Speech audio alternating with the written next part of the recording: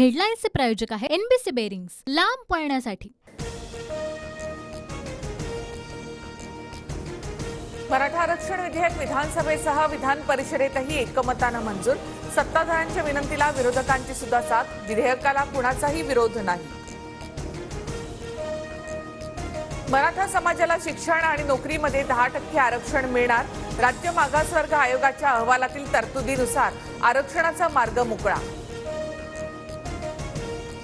Supreme कोर्टात मराठा आरक्षण टिकेल याची खात्री बाळगा। आता चिंतेची गरज नाही, सरकारने सर्व त्रुटी दूर केल्या, मुख्यमंत्री शिंदेंची ग्वाही। कायद्याच्या सर्व निकषांवर आरक्षण टिकेल अशी आशा। मराठा आरक्षणावर उद्धव ठाकरे यांची प्रतिक्रिया। मात्र पूर्ण खात्री पटल्याशिवाय सरकारवर विश्वास ठेवणं कठीण असंही वक्तव्य। सरकारनं दिलेलं आरक्षण सुप्रीम कोर्टामध्ये टिकेल का? विधानसभेत विधेयक मंजूर झाल्यानंतर जरांगे यांच्याकडून शंका व्यक्त। उपचार घेण्यास नकार देत तीव्र उपोषणाला सुरुवात।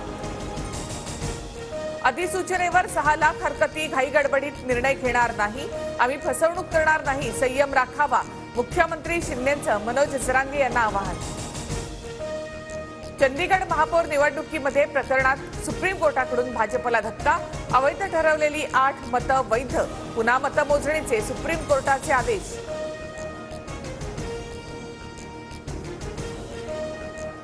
हेडलाईन्सचे प्रायोजक आहे एनबीसी बेरिंग्स, लांब पळण्यासाठी।